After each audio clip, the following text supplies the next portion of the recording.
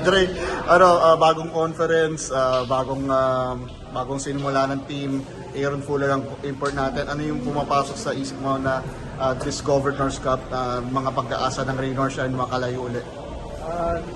Ako personally, masaya ako na nakabalik si Aaron. Siyempre yung familiarity nandyan. And siyempre gusto rin namin i-redeem yung sarili namin kasama si Aaron. And exciting and kailangan pagtrabuhan talaga namin para makuha namin yung goal namin. And the last conference kasi parang, di ba, muntik na mag-finals eh, di ba? Ano, yung tingin mo enough na yung experiences nyo na para kumbaga nadagdagan kayo ng experience points, ready na kayo mag-finals ngayon this time around, tingin mo pa? For sure naman, siyempre, once na pumapasok ka sa semifinals, mga ganong laro, marami ka natutunan. Kailangan lang, siyempre, balik-balikan mo yun, trabuhin mo kung ano yung mga kulang, and yun. So, ano nga yung tanong mo? Kalimutan ko medalin ko. Ready na tayo mag-finals. Kumbaga, marami na tayo kinain para makapunta na pa ng finals. Bawal lang. Ayun, Dre, eto nga, balik na si Aaron Fuller. Siguro gano'n lang ka-fulfilling sa inyo, lalo kasama yung mga young guns nyo, yung mga rookies, na nandyan siya, tapos matutulungan niyo yung team na mas malalim na postseason ba? Yun nga, maraming mga rookies, siyempre hindi rin naman nakasama si Aaron, pero baga, sinishare namin kung ano yung kung anong klaseng player si Aaron.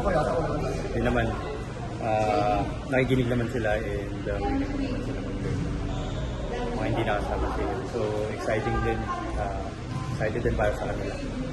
Dre, may nakikita ka bang special for this upcoming Governors Cup for the team? Ano ba? Special naman yung team eh. Siguro mas lumalalim yung samahan, mas lumalalim yung familiarity namin. And syempre, yun yan, sinasabi ko kanina, nagka-gain din ng experience kasi ayun, nakapasok kami sa finals and hopefully this conference maganda rin yung performance nila.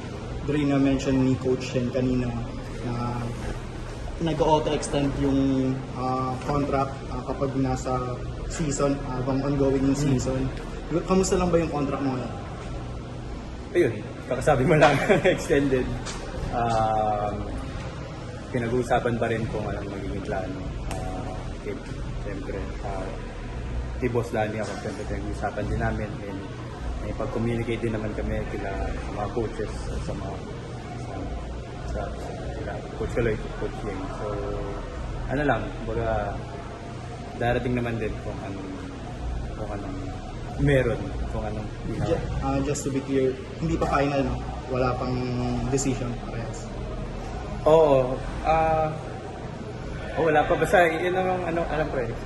Extend naman ako.